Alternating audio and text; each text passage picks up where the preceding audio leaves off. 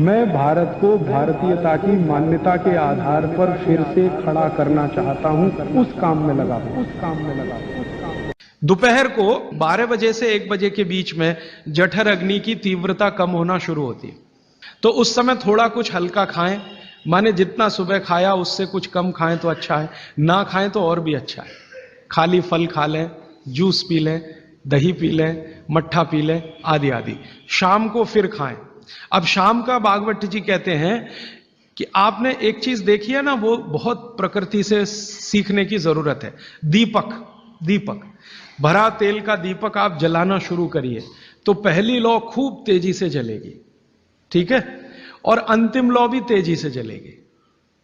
माने दीपक जब बुझने वाला होगा तो बुझने से पहले वो बहुत तेज जलेगा। यही पेट का भी नियम है। जठर अग्नि सुबह सुबह बहुत तीव्र होगी और शाम को जब सूर्यास्त होने जा रहा है तब भी तीव्र होगी, बहुत तीव्र होगी।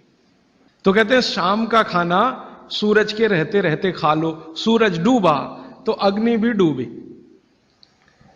तो वैसे तो जैन दर्शन में कहा है रात्रि भोजन निषेध है, भागवत जी भी यही कहते हैं, तरीका अलग है बस। आप अहिंसा के लिए कहते हैं, वो स्वास्थ्य के लिए कहते हैं। वो ये कहते हैं शाम का खाना तो सूरज डूबने के बाद दुनिया में कोई नहीं खाता।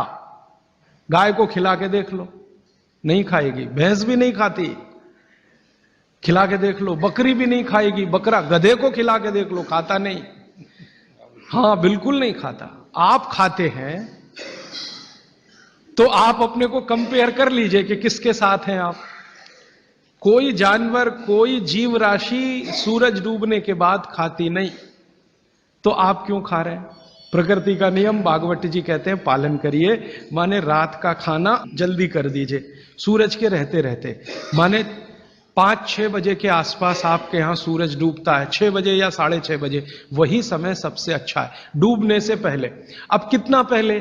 तो भागवत जी ने उसका कैलकुलेशन दिया, 40 मिनट पहले।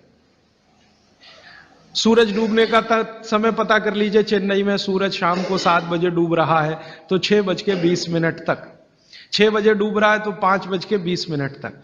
ये हिंदुस्तान के किसी भी कोने में चले जाइए, सूरज डूबने से 40 मिनट पहले का ही निकलेगा। तो 40 मिनट पहले शाम का खाना खा लीजिए और सुबह का तो सूरज निकलने के 2.5 घंटे तक कभी भी खा लीजिए। दोनों समय पेट भर के खा लीजिए। फिर कहेंगे जी रात को क्या?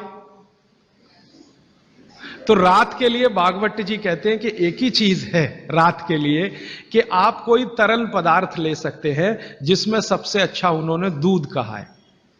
साध्वी जी तो वो भी नहीं ले सकते, साधु तो वो भी नहीं ले सकते, लेकिन आप गृहस्थी लोग हैं तो इतनी छूट चाहें तो आप ले सकते हैं।